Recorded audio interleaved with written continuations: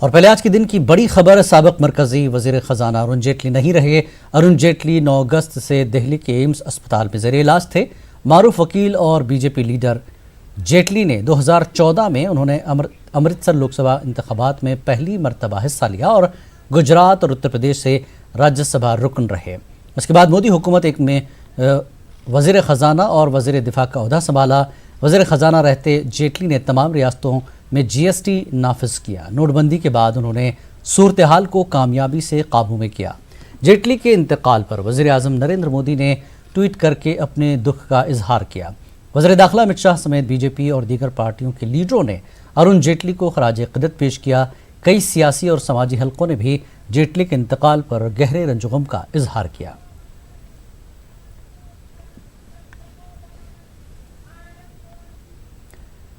जम्मू कश्मीर के गवर्नर सत्यपाल मलिक ने भी जेटली के इंतकाल पर गहरे दुख का इजहार किया।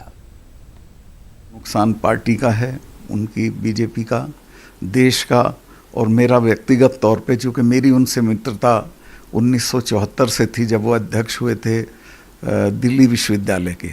मैं मेरठ विश्वविद्यालय में प्रेसिडेंट था, लेकिन 74 में मैं MLA हो गया था, तो उन दिनों बहुत साथ काम करने का मौका मिला। फिर JP के मूवमेंट में हम लोग साथ रहे।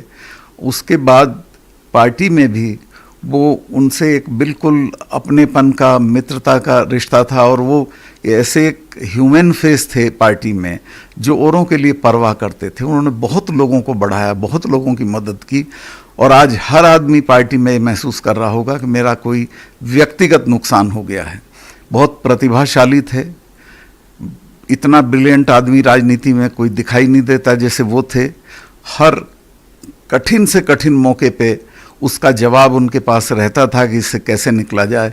तो आज बहुत नुकसान हुआ। मैं तो पिछले ही हफ्ते गया था और उनकी पत्नी से मिल के आया था, उनके पास बैठ के आया था। चूँकि वो हमारे यहाँ जम्मू की ही हैं तो बहुत तकलीफ़ हो रही है। और लेकिन अब आप ऐसे मौके पे कुछ नहीं कर सकते सिवाय इसके कि भगवान से प्रार्थना करें, उनकी आत्मा को शांति प्रदान करे और परिवार को एक ताकत दे कि वो इस दुख को सहन कर सकें।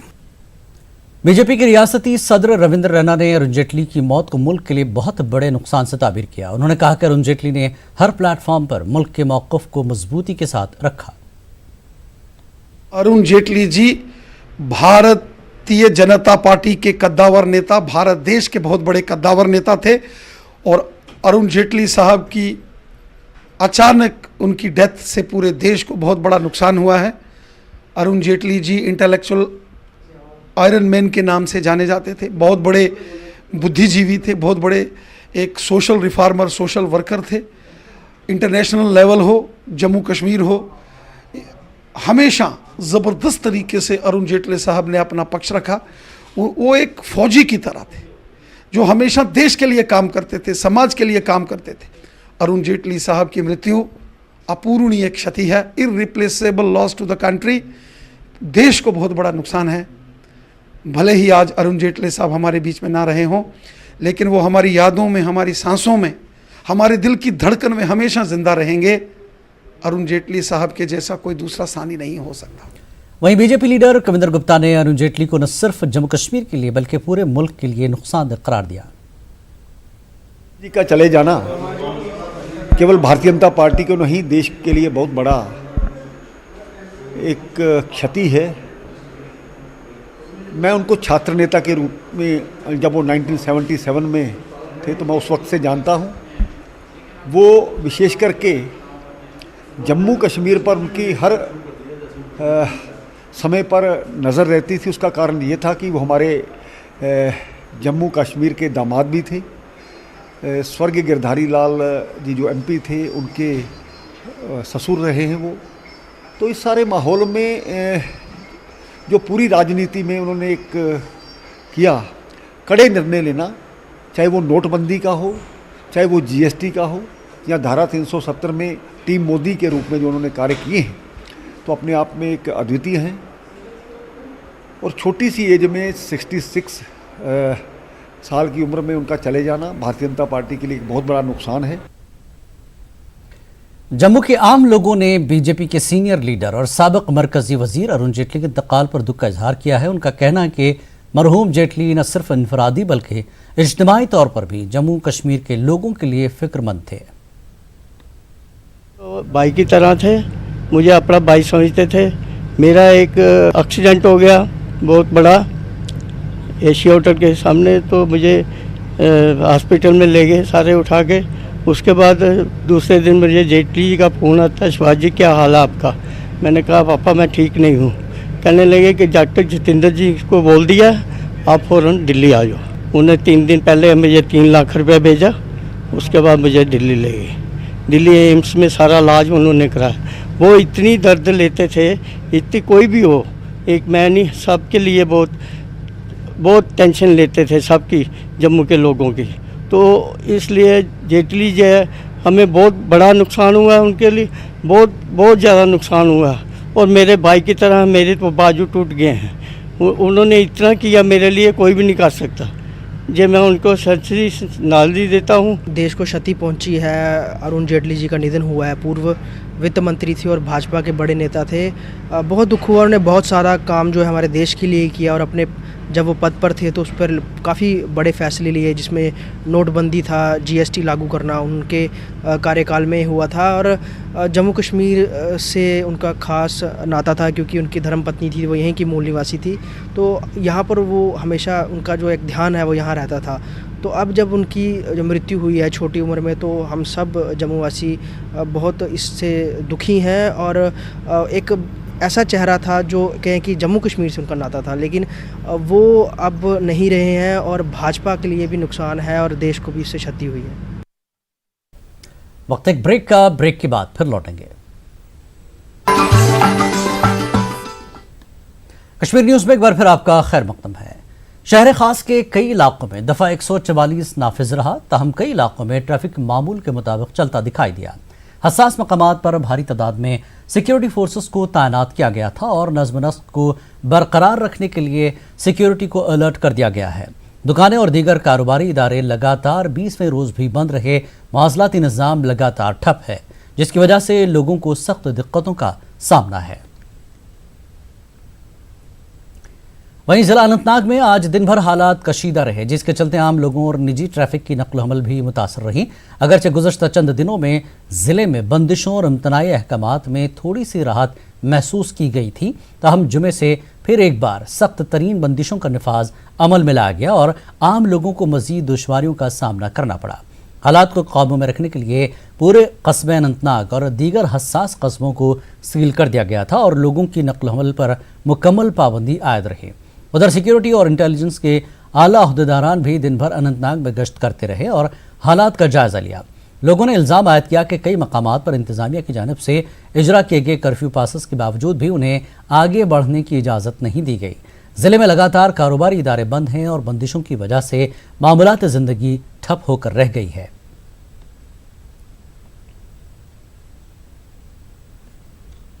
अनंतनाग में आज भी इम्तनाई अहकामात और बंदिशों का सिलसिला जारी रहा और कस्बे अनंतनाग को जाने वाले तमाम दाखिली और खारजी रास्तों को सील कर दिया गया था और इस तरह से जो आम लोगों की मूवमेंट है उसको रेस्ट्रिक्ट कर दिया गया था। और अभी देख सकते हैं कि किस तरह से जो खारदार तार है वो बिछाई गई है और जितने भी दाखिली और खारजी रास्ते हैं उनको सील कर दिया गया है। चाहे जम्मू श्रीनगर कौमी शाहरा के हवाले से बात करेंगे या फिर खानाबल पहलगाम रोड की बात करेंगे तो वहाँ पर भी फोर्सेज के खुसूसी नाके कायम किए गए हैं और किसी भी मुमकिन सूरत हाल से निमटने के लिए बिल्कुल जो तैयारियाँ हैं वो ज़मीन पर दिख रही है। और मैं आपको बता दूं जो ये लगातार बंदिशें और इम्तनाई अहकामात हैं उसकी वजह से लोगों को काफ़ी मुश्किलात का सामना करना पड़ रहा है। और हम इस वक्त जो है कमर्शियल हब कहलाया जाने वाले जनूबी कश्मीर का जो है लाल चौक, तो वहाँ पर हम मौजूद हैं और आप देख सकते हैं कि लगातार जो दुकानें और कारोबारी इदारे यहाँ पर बंद पड़े हुए हैं और मुसलसल इस हड़ताल की वजह से जो आम लोगों को जो है काफ़ी दिक्कतों और मुश्किलात का सामना करना पड़ता है। और दूसरी जानिब जिस तरह से जो खुसूसी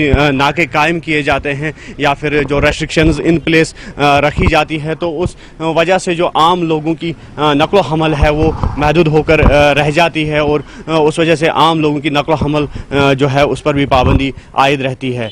हालांकि इंतज़ामिया की ये कोशिश रहती है कि ज़िंदगी को वापस मामूल पर लाया जाए, लेकिन दूसरी जानिब जो कारोबारी इदारे हैं वो मुसलसल बंद है, जबकि स्कूलों में तलबा की हाज़िरी को भी अभी तक यकीनी नहीं बनाया जा सका है। और पूरे जनूबी कश्मीर की अगर हम बात करेंगे, यहाँ पर जो मवासलाती निज़ाम है वो पूरा ठप पड़ा हुआ है और जो लैंडलाइंस बहाल करने की बात चली थी कभी सरकार की जानिब से, तो वो भी अभी ज़मीनी सतह पर नहीं दिख रहा है।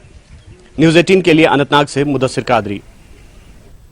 मुसलसल बंद, बंदिशों और इम्तनाई अहकामात के पेश नज़र ज़िला कुलगाम के सब डिवीज़न और तहसील सदर मकामात पर आज सिक्योरिटी के सख्त इंतजाम किए गए थे। जनूबी कश्मीर के दीगर हिस्सों की तरह अपोजिशन दौरे के मद्देनज़र ज़िले में किसी भी गड़बड़ी से निपटने के लिए सिक्योरिटी फोर्सेस को मज़ीद चौकसी बरतने की हिदायत दी गई थी। ज़िले में अमन व अमान की सूरत हाल बरकरार रखने के लिए इंतज़ामिया ने आवाम से ताउन की अपील की है। उधर मुसलसल बंद और मवासलाती निज़ाम के ठप होने की वजह से ज़िंदगी मुतासर हो गई। ज़िले से किसी भी नाखुशगवार वाक़े की कोई इत्तला मौसूल नहीं हुई। दफ़ा 370 की मनसूखी के खिलाफ आज इतराल में 20वीं रोज़ भी मुकम्मल हड़ताल रही, जिसकी वजह से मामूलात ज़िंदगी बुरी तरह मुतासर रही। इलाके में तमाम कारोबारी इदारे और दुकानें बंद रहे। इलाके में अभी तक लैंडलाइन खदमात बहाल नहीं की गई हैं, ताहम इलाके में हालात काबू में हैं। वादी के दीगर हिस्सों की तरह ही ज़िला शोपियां में भी दफ़ा 370 को मनसूखी के बाद हड़ताल बदस्तूर जारी है। कस्बा शोपियां में अगरचे किसी किस्म की बंदिशें कायम नहीं हैं, ताहम गुज़श्ता 20 रोज़ से कस्बे में तमाम कारोबारी इदारे बंद हैं और पब्लिक ट्रांसपोर्ट भी मुअत्तल है, जबकि कस्बा समेत ज़िले के कुछ हिस्सों में निजी गाड़ियों की आमदरफ्त देखी गई। ज़िला शोपियां में भी लैंडलाइन और मोबाइल सर्विस मुअत्तल होने से आम लोगों को गुज़श्ता 20 रोज़ से मुश्किलात का सामना करना पड़ रहा है।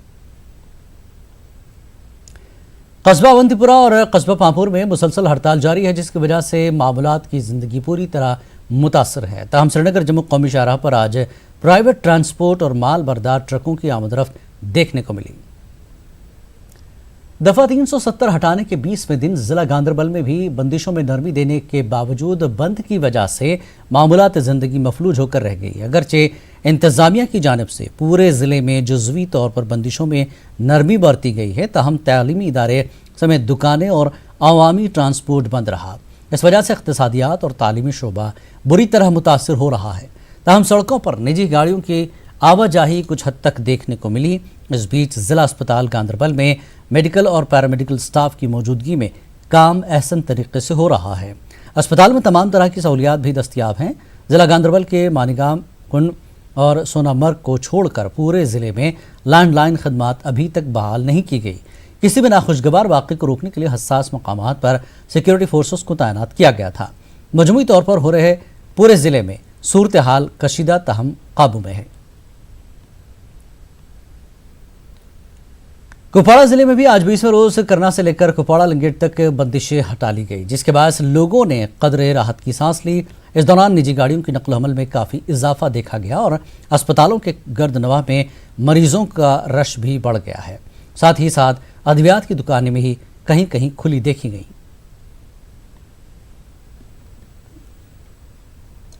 इंतजामिया कुपवाड़ा ने आज मुसलसल 20 रोज की बंदिशों के बाद आज करना से कुपवाड़ा लंगेट तक बंदिशों में ढील दी और तमाम दाखिली और खारजी रास्तों पर जो है बंदिशें हटाई, जिसके नतीजे में आज दिन भर जो है लोगों की आवाजाही के साथ साथ निजी ट्रांसपोर्ट भी सड़कों पर देखा गया।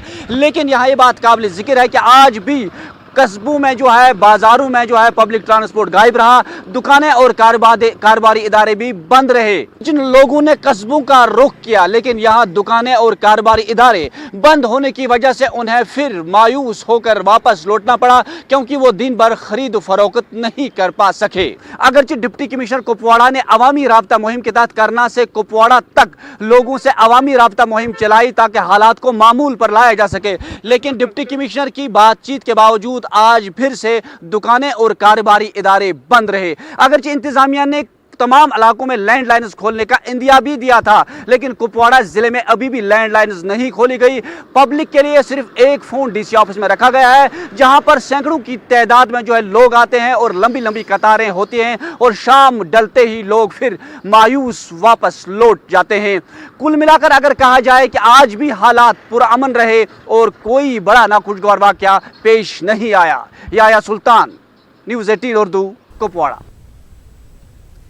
प्रिंसिपल सेक्रेटरी बराए प्लानिंग कमीशन व सरकारी तर्जुमान जम्मू कश्मीर रोहित कंसल ने कहा कि वादी कश्मीर में दिन के दौरान बंदिशें हटा दी गई हैं। उन्होंने कहा कि गुज़श्ता ब्रीफिंग के वक्त पूरी वादी में 69 पुलिस स्टेशन में 50 पुलिस स्टेशन की हदूद में आने वाले इलाकों में बंदिशों में नरमी दी गई थी। इधर जम्मू में 81 पुलिस स्टेशनों के हदूद में आने वाले इलाकों में दिन के दौरान कोई बंदिश नहीं है। वहीं रोहित कंसल ने सूरत हाल के हवाले से कहा कि सिक्योरिटी फोर्सेस हालात पर कड़ी नज़र बनाए हुए हैं। आस पार से हमले का अंदेशा अभी भी है, इसलिए सिक्योरिटी को अलर्ट रखा गया है। The situation as it exists today. Daytime restrictions have now been lifted from a total of 69 police stations across the Kashmir Valley. This is up from the 50 police stations which had relaxations in restrictions when we last briefed you. In Jammu division, the corresponding figure is 81 police stations without any daytime restrictions. The 19 police stations from which restrictions have now been removed, daytime restrictions have now been removed, include police stations from across the length and breadth of the valley. For example, Ashmukam, Matan, Siri Gufwara, Bomai, Nishad, Shahid Ganj, Rajpura, etc., etc. There is a complete list of 19 police stations. On the law and order front, the security forces are maintaining a close watch over the situation. Any local disturbance is being handled at the local law enforcement level. It has been observed that from the 17th of August onwards, there has been a steady decline in incidents, and while 3 incidents were reported on 21 August, 2 incidents were reported on 22nd August. The threat of cross-border terrorism, however, continues to exist, and the relevant security forces are maintaining a state of high alert. There have been both demands and complaints regarding the pace at which landlines are being restored. This is continuously being reviewed with the relevant telephone authorities, who have informed us that one of the reasons for the slow pace is the manual intervention required in some exchanges. Be that as it may, we have now been informed that 8 new exchanges comprising 5,300 phones are likely to be restored over the weekend. The overall goal is that in 69 police stations where there are no restrictions, landlines should be restored as quickly as possible, barring some stray cases where there may be security concerns. An important activity which is now becoming increasingly important for the economy of the valley is the fruit season, which has already started. Early varieties of apple, peach, etc. are in the market, and more fruit is likely to be harvested in the coming months. The total dispatch of fruit this year so far has been 1.20 lakh metric tons as against 89,000 metric tons in the corresponding period last year. The divisional and district administration across the valley is taking all necessary steps to ensure that the harvesting, transport, export of fruit carries on smoothly and unhindered. The Divisional Commissioner has held a series of meetings to ensure that adequate transport is available and other concerns are addressed. Nearly 1,500 primary schools and 1,000 middle schools were opened, although attendance continues to be very thin insofar as the students are concerned. The Education Department will attempt to operationalize primary and middle schools in areas of police stations where there are no restrictions.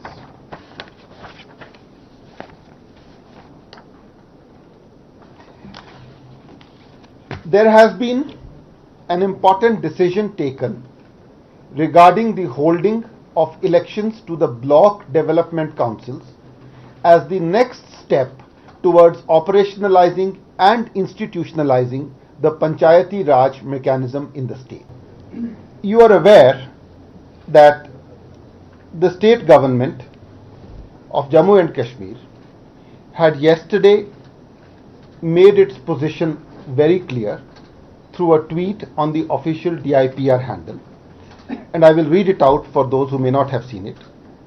At the time when the government is trying to protect the people of Jammu and Kashmir from the threat of cross-border terrorism and attacks by militants and separatists, and gradually trying to restore public order by controlling miscreants and mischief mongers, attempts should not be made by senior political leaders to disturb the gradual restoration of normal life. Political leaders are requested to cooperate and not visit Srinagar, as they would be putting other people to inconvenience. They would also be violating restrictions that are still there in many areas. Senior leaders should understand that top priority would be given to maintaining peace, order and preventing loss of human life. वक्त एक और break का break के बाद फिर लौटेंगे।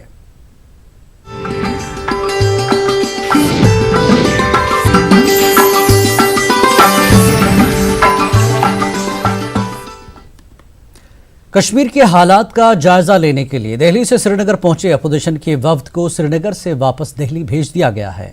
आज राहुल गांधी समेत अपोजिशन जमातों का एक वफ्द श्रीनगर पहुंचा, मगर श्रीनगर एयरपोर्ट पर ही उन्हें बंदिशों का सामना करना पड़ा और उन्हें बाहर नहीं जाने दिया गया।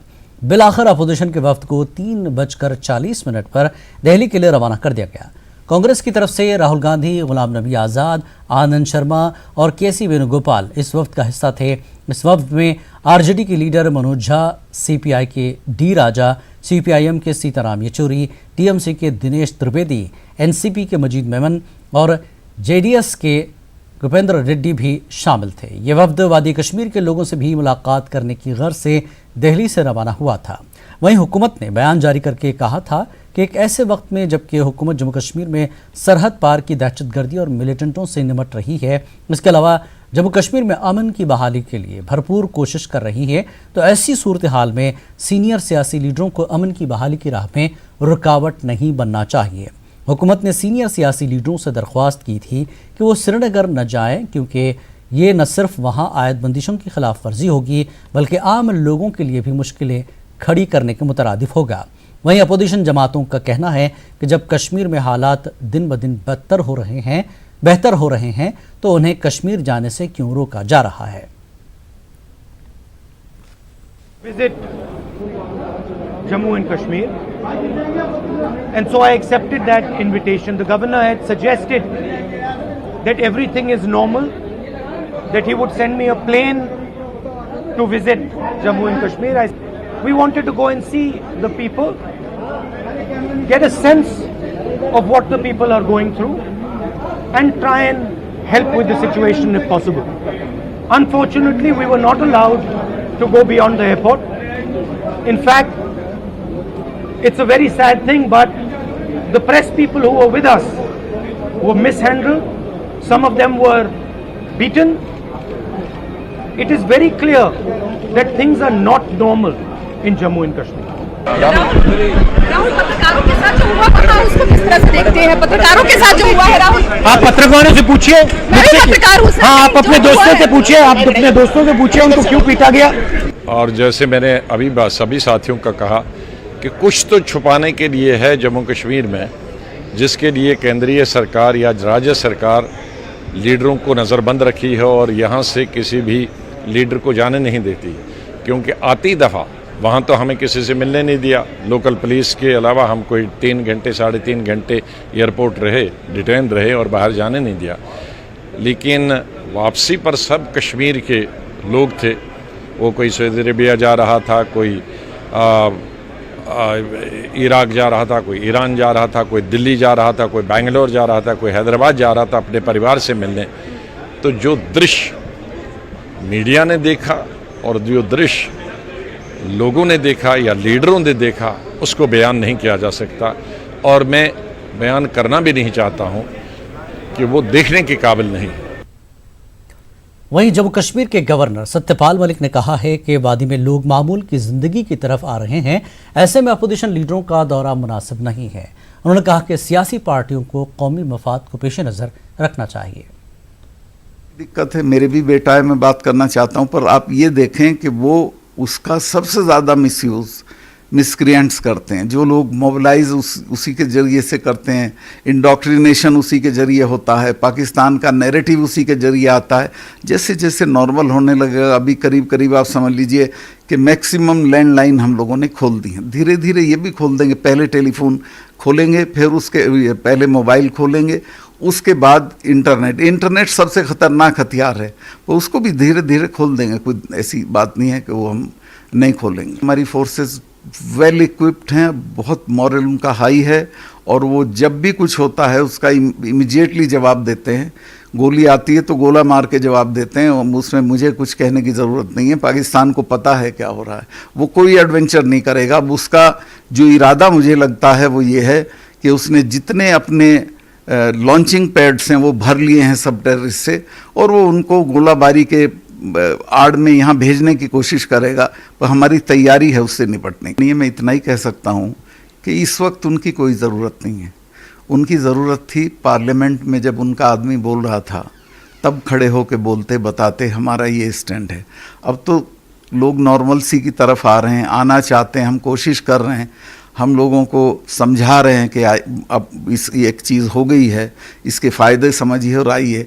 उस वक्त वो अगर उसको भड़काने के लिए, आग लगाने के लिए, या दिल्ली में जो उन्होंने झूठ बोला था यहाँ के फिर जाके झूठ बोलते, तो वो कोई ठीक बात नहीं थी। मैंने तो उनको जिस वक्त ये कहा था कि आप आइए, नेक नियति से कहा था, लेकिन वो उसमें पॉलिटिक्स करने लगे। अब ये भी कुछ नहीं था, एक पॉलिटिकल एक्शन था सब लोगों का।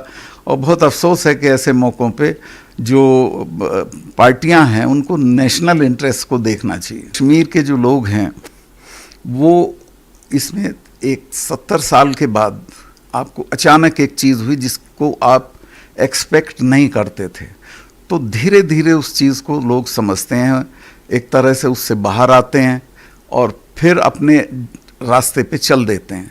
हमारी ये कोशिश है कि हम कोई रश नहीं करेंगे कि नहीं अभी खोलो, अभी ये करो। हम धीरे धीरे उनको समझाएंगे कि ये फ़ायदे हैं इससे आपको। इसके बाद हम, अभी मैं डिक्लेयर नहीं कर सकता हूँ, 2-3 दिन बाद आपको पता चलेगा कि बहुत सारे प्रोजेक्ट्स कश्मीर के लोगों के लिए, ख़ास तौर से नौजवानों के लिए, पढ़ाई के, नौकरी के, ये सब मौके हम उनके सामने रखेंगे। गांव में हम डेवलपमेंट के लिए हमने अभी 5-5 करोड़ रुपए हर डीसी को दिया है कि जो छोटे छोटे काम है वो करो। हम उन्हें यकीन दिलाएंगे कि आने वाला दिन आपका अच्छा है। जो लोग आपको भड़का के रखते थे, आपको मिसगाइड करते थे, आपको झूठे सपने दिखाते थे, वो आपके दोस्त नहीं थे। उन्होंने सिर्फ अपनी तरक्की की थी, आपकी नहीं की थी। भारतीय जनता पार्टी के रियासती सदर रविंदर रैना का कहना है कि कांग्रेस और दीगर जंद जमातों के लीडरों पर मुश्तमिल वफ्द को श्रीनगर हवाई अड्डे से वापस भेजना रियासती इंतजामिया का एक दानिशमंदाना कदम है।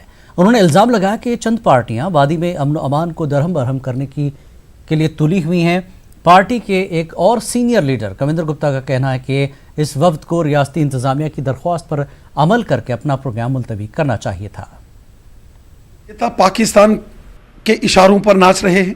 राहुल गांधी हों या अपोजिशन के तमाम लीडर, इस प्रकार का जो ड्रामा श्रीनगर के अंदर किया जा रहा है, ये पाकिस्तान के एजेंडे को आगे बढ़ाकर देश की बदनामी करने की कांग्रेस के लोग साजिश कर रहे हैं। देखो, पहले से ही उनको कहा गया था कि आप वहाँ पर मत जाइए, क्योंकि ये लोग कोई हालात जानने के लिए नहीं, हालात ख़राब करने के लिए जा रहे थे। तो कुल मिलाकर के एक सेंसिटिव जो स्थिति बनी है, ये माहौल ख़राब करना चाहते थे। जब ये कश्मीर में जिस प्रकार की बंदिश है, वो इसलिए नहीं है कि वहाँ पर कोई ख़राबी हुई, हालात ख़राब हुए, वो इसलिए बंदिश है कि हालात ख़राब ना हो। पिछले 3 हफ्तों से जिस प्रकार से जुम्मे की नमाज या दूसरी चीज़ें आराम से होती है, उस दिन कोई ना कोई प्रॉब्लम होती थी, लेकिन मुझे लगता है हमारे विपक्ष के नेताओं को ये चीज़ें पच नहीं रही। वो धारा इतना बड़ा कड़ा निर्णय लेने के बाद, धारा 370 के टूटने के बाद, तो वो सोच रहे हैं कि हुआ कुछ क्यों नहीं। तो ये वही लोग हैं जिनकी अपनी पार्टी के आधे लोग धारा 370 के समर्थक हैं, और ये वही लोग हैं जो पाकिस्तान जा कर के मणिशंकर अय्यर वगैरह ये कहते हैं कि आप हमारा समर्थन करिए।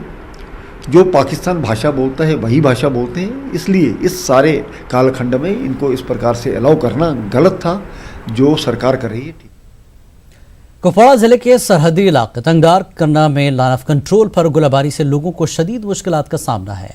स्कूल बंद पड़े हैं, खेत खलियान में भी लोग जाने से डरते हैं। वहीं गोलाबारी के पेश नज़र घरों के अंदर भी जानो माल के नुकसान का भारी खदशा रहता है। इस बीच न्यूज़ 18 की टीम ने आज खुद लाइन ऑफ कंट्रोल वाले इस तंगदार करना इलाके का दौरा किया, जिसके दौरान लोगों ने गोलाबारी से होने वाली परेशानियों और तकालीफ से मुताल्लिक दर्द भरी रुदात सुनाई। साइड से यहाँ पाकिस्तान की गोले गिरते हैं, ये समझो फायर रेंज बनाया है पाकिस्तान और हिंदुस्तान, और यहाँ बचने की कोई भी गुंजाइश नहीं है। बार बार हमने सरकार से ये इस्तदा की कि हमें भूनकर दे दो, शेल्टर दे दो, कम से कम हमारा माल और जान जो है वो बच सके, लेकिन आज तक उस पर कोई अमल दरामद नहीं हुआ है।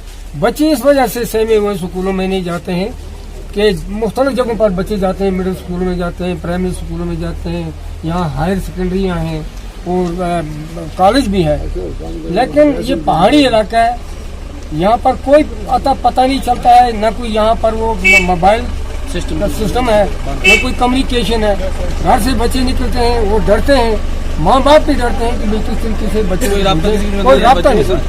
देखिए, इसमें बच्चों का मुस्तकबिल की बात तो है ही है, ये तो हम सब जानते हैं, लेकिन दूसरी साइड से हमारे बच्चे क्या, पेरेंट्स भी सहमे हुए हैं, क्योंकि एक तो गोलाबारी जो हो रही है हिंदुस्तान पाकिस्तान से, उस डर से भी बच्चों को स्कूल नहीं भेज पा रहे हैं। दूसरा, इस समय नेटवर्क सिस्टम भी बंद किया हुआ है, मोबाइल सिस्टम बंद है। हम किससे पूछें कि हमारा बच्चा स्कूल में पहुंचा, किससे पूछें कि हमारा बच्चा घर में पहुंचा। इसीलिए दिक्कत ये आ रही है, ना तो हमारा किसी ड्राइवर से कोई राब्ता है, ना स्कूल के प्रिंसिपल से राब्ता है। इस कारण हमारे बच्चे इस समय स्कूल नहीं जा पा रहे हैं।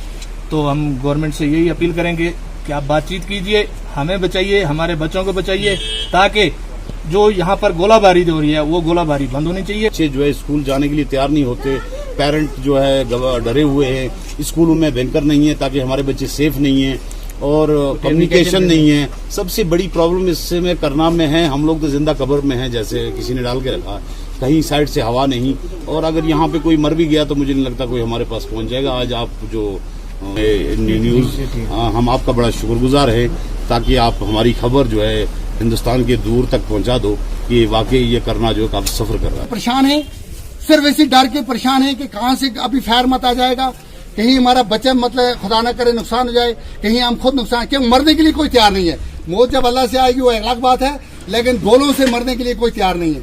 तो इसलिए गवर्नमेंट से सरकार से मुतालबा करते हैं कि फौरी तौर पे हमें एडिशनल बैंकर 8-10 हज़ार यहाँ दिया जाए, क्योंकि टिटवाल से लेकर नेचर तक हर जो इलाका यहाँ पे है वो हर इलाका जो है यहाँ परेशान है। वक्त एक और ब्रेक का, ब्रेक के बाद जल्द हाजिर होंगे।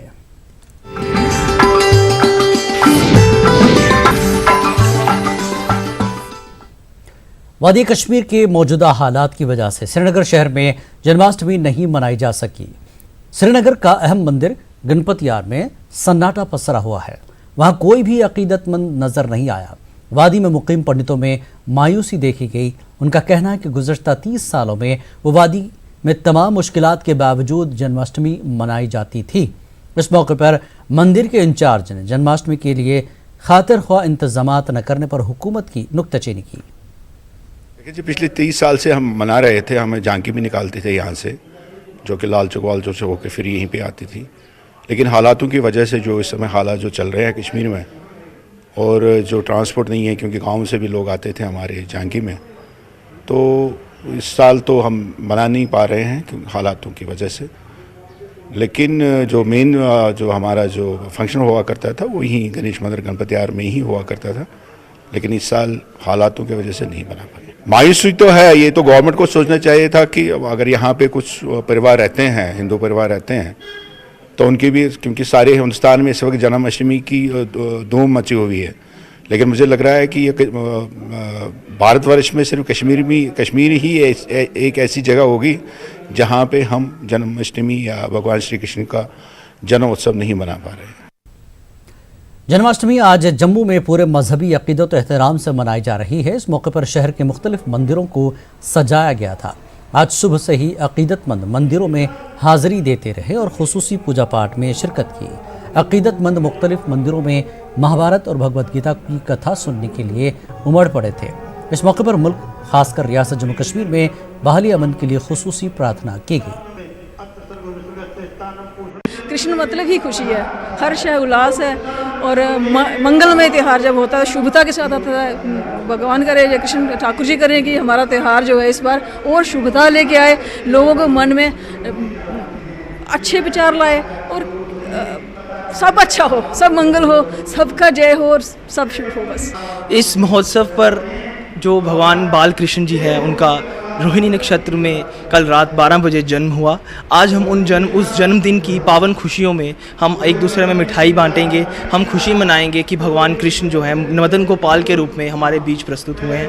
महोत्सव जो है वो हम श्री कृष्ण को समर्पित करते हैं। हम सब यही कामना करते हैं कि वो भगवान कृष्ण जो हैं वो सारे संसार में शांति प्रदान करें और सबकी रक्षा करें और हमें अपनी भक्ति भाव में मगन करें। मांगते हैं भगवान से प्रभु अच्छे से जन्माष्टमी मनाए, सबके घर में खुशियाँ आए, सबके मन में उल्लास हो और सब लोग सुख शांति से रहे, पूरा देश, पूरा भारत।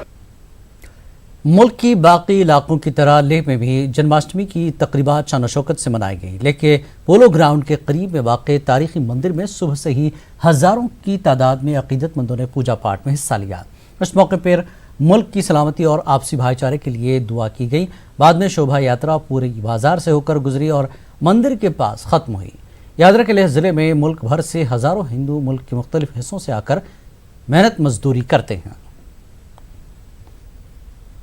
जन्माष्टमी का पर्व बड़ी धूमधाम से लेह के हरे कृष्णा मंदिर में मना रहे हैं।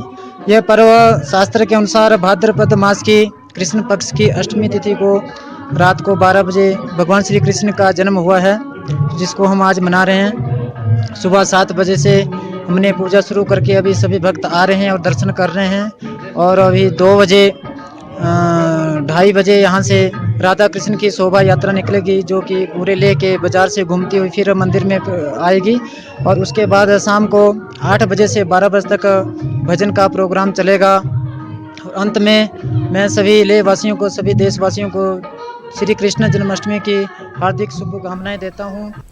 करगिल में 37 से बौद्ध रहनुमा द्रेगिंग साबुंग चीसंग धर्मा रिनपोचे 3 दिन के दौरे पर हैं। बौद्ध मजहबी रहनुमा ने बौद्ध खरबुंगपा का दौरा किया। इस दौरान एक खुसूसी दुआ का एहतमाम भी किया गया। इस प्रोग्राम में कोरिया के बौद्ध मजहबी रहनुमाओं ने भी शिरकत की। बौद्ध मजहबी रहनुमा ने बोटांग में स्कूली तलबा से भी मुलाकात की और उन्होंने अपने खिताब के दौरान ग्रीन इंडिया और वाटर हार्वेस्टिंग पर जोर दिया। उन्होंने लद्दाख खिते में बौद्ध और मुसलमानों को आपसी भाईचारे और हम आहंगी को मजीद मजबूत बनाने की ताकीद की। इस प्रोग्राम में मुस्लिम लीडरान समेत लोगों की खासी तादाद ने शिरकत की। इस मौके पर बच्चों ने कल्चरल प्रोग्राम पेश किया। Drigons Kyabkun Chesang Rinpoche यहाँ पे आज सजनाजलिंग छोजलिंग गोंपा बुद्ध खरबू में पढ़ रहे हैं। इनके साथ और भी बहुत से बड़े लम्हे आए हुए हैं और साथ ही फॉरेनर भी आए हुए हैं। तो इनका एक मैसेज ये था कि हम दुनिया में जो आजकल अमन शांति की ज़रूरत है, हिंदू मुस्लिम बुद्धिस्ट जो अमन शांति से के लिए दुआ मांगते हैं और अमन शांति के लिए उन्होंने प्रचार किया। और एक साथ ही गो ग्रीन इंडिया बोल के एक वो चलाते हैं, तो ग्रीनी के लिए बहुत से ये उन्होंने प्रचार किया। और साथ ही जो आज तूबा बनते हैं, जो पानी की समस्या हमारे पर हाल ये समस्या आने वाले हैं, उनको कैसे हम उनको प्रोटेक्शन करें, किस तरह हमको सॉल्व करें, इसलिए उन्होंने बहुत से लेह में इको टूरिज्म को फरोग देने के लिए पहला पैराग्लाइडिंग ट्रेनिंग की शुरुआत की गई। कोचिंग सेंटर का इफ्तिताह LHDC के चेयरमैन ने किया है। इस मौके पर उन्होंने कहा कि पैराग्लाइडिंग की वजह से इको टूरिज्म को फरोग मिलेगा।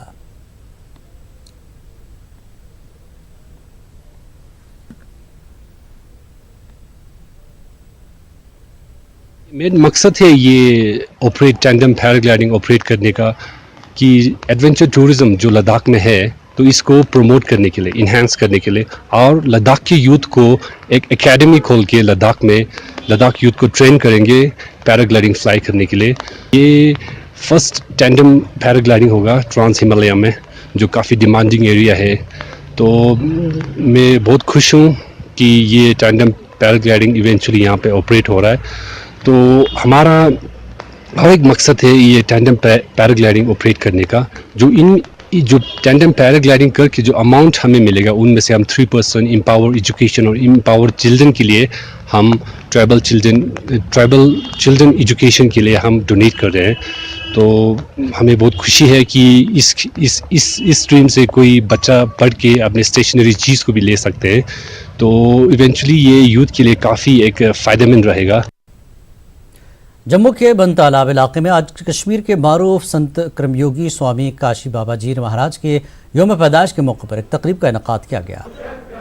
हालिया अनंतनाग में पैदा हुए बाबा जी के 100वें जयंती पर कश्मीरी पंडित बरादरी की तरफ से एक यज्ञ रचाया गया।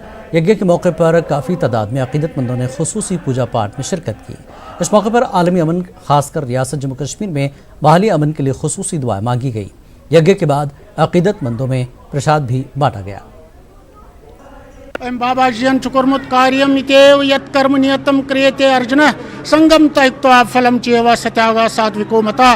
करना कर्तव्य है, करना काम है। अगर ये शास्त्र विधि के अनुसार होगा, अगर ये आशिकता से रहित होगा, अगर ये फल की इच्छा से रहित होगा तो ये सात्विक त्याग कहा गया है। यही बाबा जी की हमारे लिए शिक्षा थी। हमारे संत और हमारे ऋषि मुनि और हमारे औलिया जहाँ कहीं भी है उन्होंने आपसी भाईचारे की बात की है, इंसानियत को सर्वोपरि रखा है, कश्मीरियत को सर्वोपरि रखा है और हर एक जीव के कल्याण की कामना की है।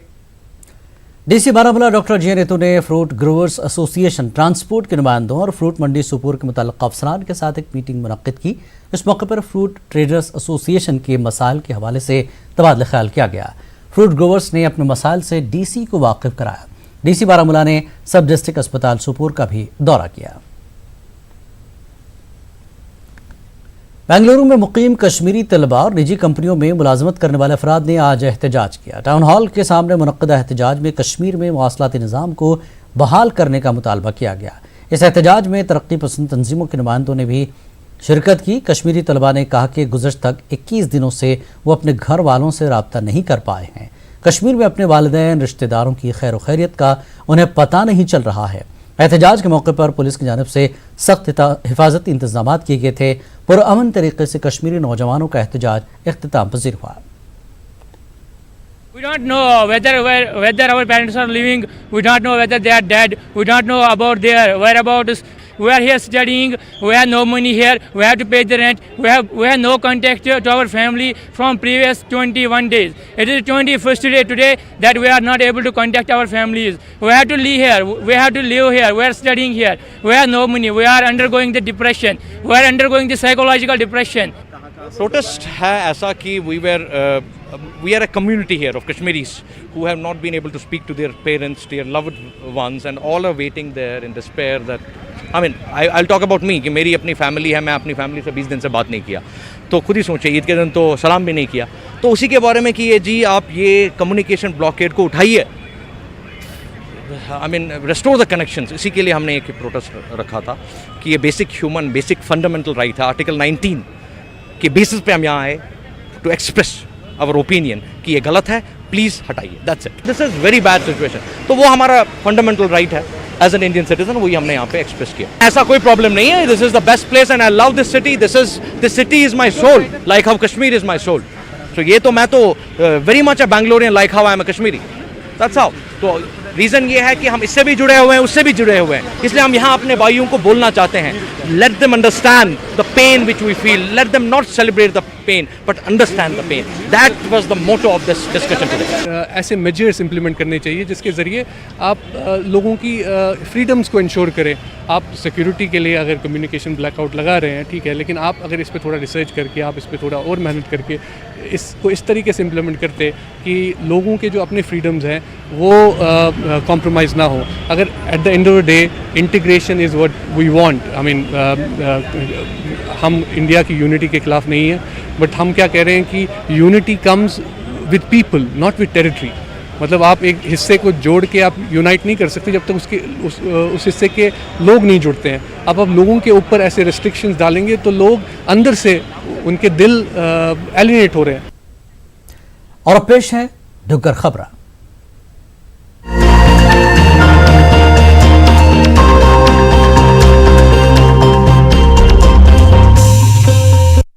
ਸਾਬਕਾ ਕੇਂਦਰੀ ਖਜ਼ਾਨਾ ਮੰਤਰੀ ਅਰੁਣ ਜੇਟਲੀ ਉਹਦਾ ਦਿੱਲੀ ਦੇ ਏਮਜ਼ ਹਸਪਤਾਲ ਵਿੱਚ ਕਾਲ ਹੋਈ ਜਾਣੇ ਉੱਪਰ ਜੰਮੂ ਕਸ਼ਮੀਰ ਭਾਰਤੀ ਜਨਤਾ ਪਾਰਟੀ ਦੇ ਸੀਨੀਅਰ ਲੀਡਰ ਤੇ ਸਾਬਕਾ ਐਮਐਲਸੀ ਵਿਕਰਮ ਰੰਧਾਵਾ ਨੇ ਦੁੱਖ ਪ੍ਰਗਟ ਕੀਤਾ ਹੈ।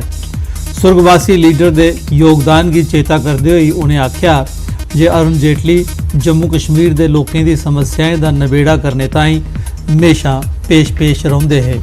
जिले टीवी के माध्यम सारे देश की पता लगा कि साढ़े देश के लोकप्रिय नेता अरुण जेटली जी आज स्वर्ग सिधारी इंद उस वेले तो इं लगा जी साढ़े शरीर का कोई अंग निकली चली जाए। विशेष करी मैं आखा कि अरुण जेटली जी भावें चाहे जम्मू के जवाई है लेकिन जवाई नहीं है, वो पुत्र को वधिया काम करते है और जिन्ना भी जदों भी डोगरे जिहदी जरूरत पई साढ़े जम्मू की जरूरत पई अरुण जेटली जी एक दीवार बनी है साढ़े कन्ने हमेशा खलोते है। हालांकि काफ़ी दिनों की उनकी तबीयत खराब चला दी, अस लोग बड़ी प्रार्थना करा दे ईश्वर को मंगा दे कि वो स्वस्थ होइए जल्दी लोगों में वापस आन और अपनी सेवा देश और लोगों प्रति देन, लेकिन ईश्वर की मंजूर कुछ हो रहा। आज बड़ा बड़ा आघात असेंगी भारतीय जनता पार्टी की पूरे देश की और जम्मू के खिते की लगा है क्योंकि जम्मू खिते के प्रति अरुण जेटली का एक विशेष लगाव है और हमेशा जम्मू के लिए कुछ भी डिमांड होंगी हो तो वो लड़ाई लड़ने वो तैयार होंगे कि जिस प्लेटफॉर्म पर जाना पऊगा मैं जागा। अज जी डोगरी 8वीं शेड्यूल आई दी है साड़ी वो पिछे भी अरुण जेटली का बहुत बड़ा योगदान है और मैं ईश्वर के प्रार्थना करगा कि उन्हें स्वर्ग में वास देन अपने चरण वास देन और उनके परिवार की ये जो दुख इन्ना बड़ा घाटा होया है इसी बर्दाश्त करने की जी ताकत। कृष्ण जन्माष्टमी का त्यौहार उधमपुर के हरे रामा हरे कृष्णा इस्कान मंदिर च धार्मिक जोश ते उल्लास कन्नै मनाया जा रहा है। मंदिर की सजाया गया है, श्रद्धालु कतारे च खड़ोइए भगवान कृष्ण के दर्शन करने ताईं अपनी बारी का इंतजार करते दिखे गए। भगवान कृष्ण का जन्म उत्सव मनाने ताईं शंख बजाए गए, पवित्र मंत्रें का उच्चारण किया गया, पूरा माहौल अलौकिक अशकै कृष्णमयी हो गया। यहाँ श्रीला प्रभुपाद आश्रम इस्कॉन मंदिर हरे कृष्णा मंदिर में विशेष रूप से भगवान का आज श्रृंगार किया गया है और आज के दिन यहाँ पर भगवान की प्रार्थना भी चरणों में शाम को की जाएगी। सभी भक्तों के द्वारा सभी प्रार्थना में भाग लेंगे और जम्मू कश्मीर में और विशेष रूप से अमन चैन यहाँ पर शांति बहाल हो उसकी कठुआ के लकड़संदा च खेडे के आयोजन की परंपरा बड़े थमां चलती आ रही है। ऐतकी इस परंपरा तहत कबड्डी के मुकाबले का आयोजन किया गया। इस आयोजन विच बख-बख रियासतें थमां आए दे खिडारियों हिस्सा लैता। इसका मकसद नौजवानों की खेडे पासे आकर्षित करिए उनकी ऊर्जा की रचनात्मक कम्मे च खर्च करने की प्रेरणा देना हुंदा है। इसका मेन मोटो ये है कि एक तो बच्चे जो उन्हें एक मैसेज मिलता है कोई अपनी शरीर की तंदुरुस्त रखना इस नशे को अज का जो दौर है और हर बच्चा जो वो नशे की तरफ जावे, लेकिन अं ध्यान कन्वर्ट करिए खेलों की तरफ लियाने की कोशिश कराने। साड़ी ये मेन कोशिश ये रहती है कि बच्चे जो अपनी सेहत की तरफ पढ़ाई की तरफ तो ध्यान दे नहीं देन उसके कन्नै कन्नै अपनी खेल की तरफ भी अपनी रुचि रखना ताकि समाज का भला हो सके, साढ़े आने वाली पीढ़ी जी है और अच्छी तंदुरुस्त पीढ़ी बने और जी समाज की सेवा कर सके, अपने देश की रक्षा कर सके। इतने अज अपना पहले तो हर